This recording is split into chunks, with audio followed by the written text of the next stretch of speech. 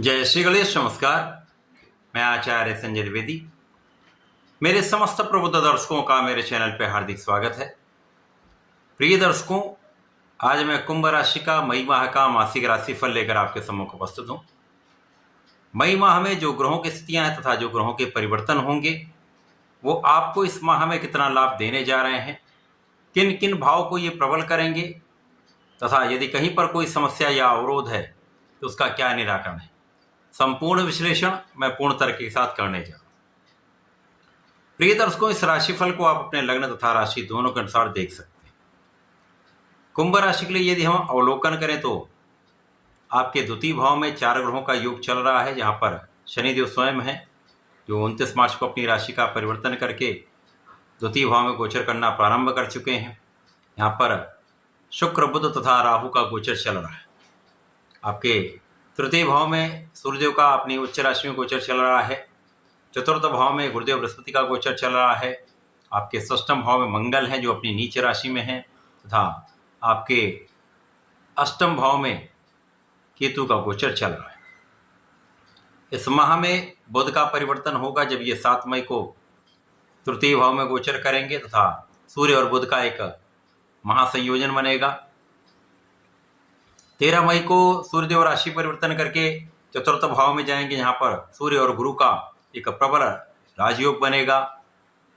14 मई को गुरुदेव बृहस्पति अपनी राशि का परिवर्तन करके पंचम भाव में जाएंगे तथा इस माह का अंतिम परिवर्तन राहु और केतु का है, जब ये 18 मई को राशि परिवर्तन करके राहु का गोचर आपके लग्न तथा केतु का गोचर आपके सप्तम भाव में प्रारंभ होगा।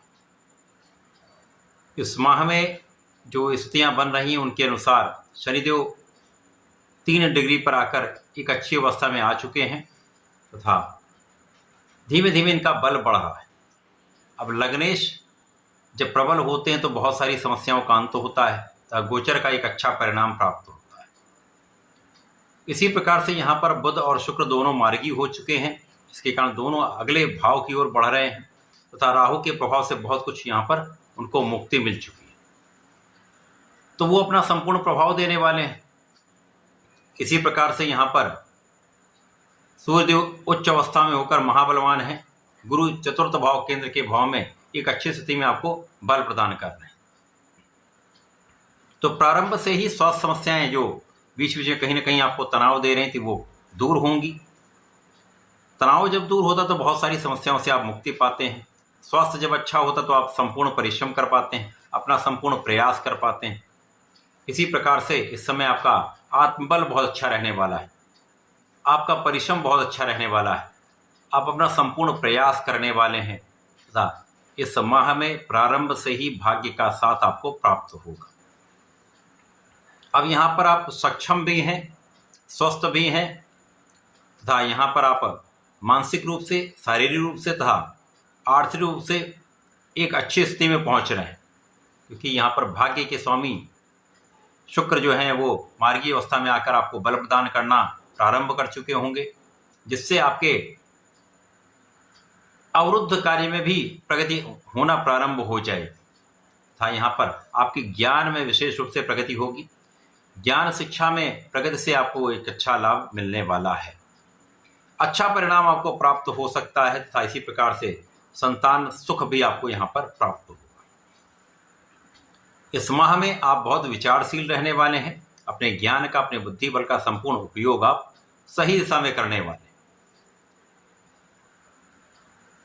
इस माह में आप धर्म के मार्ग पर चलेंगे। माता पिता का संपूर्ण सहयोग मिलेगा, विशेष रूप से पिता का संपूर्ण साथ मिलता है तथा पिता का भी नाम होता है, पिता के कार्यों में भी उन्नति होती है। इसी प्रकार से इस समय आपके सुख साधन का भाव प्रबल हो रहा है। भूमि भवन वाहन से आप संपूर्ण लाभ ले पाएंगे। लोगों का सहयोग यहाँ पर प्राप्त होगा तथा आपके कार्य क्षेत्र में विशेष रूप से प्रगति के अवसर मिलेंगे। बुध सूर्य के साथ बुधादित्य योग में जब पहुंचेंगे तो विशेष रूप से यहाँ पर आपके ज्ञान में प्रगति होगी। विशेष ज्ञान में एक अच्छा लाभ यहाँ पर आपको प्राप्त होने वाला है। इस समय में जो लोग स्पेसिफिक क्वालिफिकेशन ले रहे हैं वहाँ प्रगति होगी। जो लोग रिसर्च के क्षेत्र में हैं वहाँ पर एक बड़ा लाभ आप प्राप्त कर रहे हैं।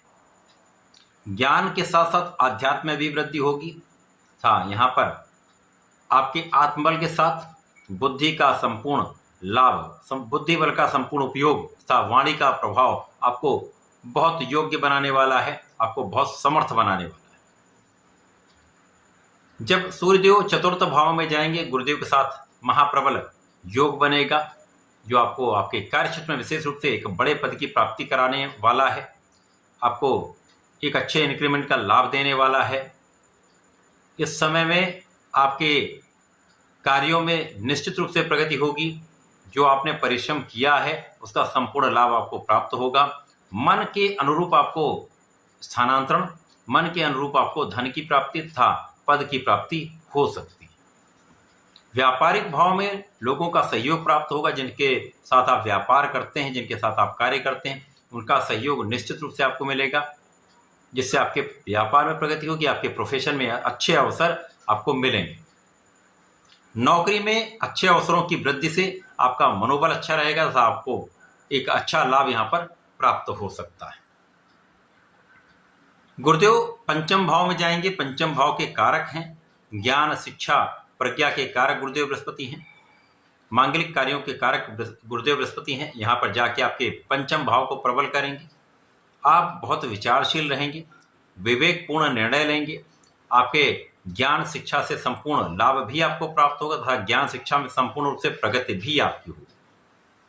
संतान बहुत अच्छी रहने वाली है, संतान से आपको लाभ भी प्राप्त होगा तथा इस समय में आपका भाग्य प्रबल हो जाएगा। आपके लाभ में कई गुना वृद्धि हो जाएगी तथा आपकी लग्न को प्रबलता मिलेगी, जिससे आप धैर्य के साथ अपना संपूर्ण प्रयास करने वाले हैं।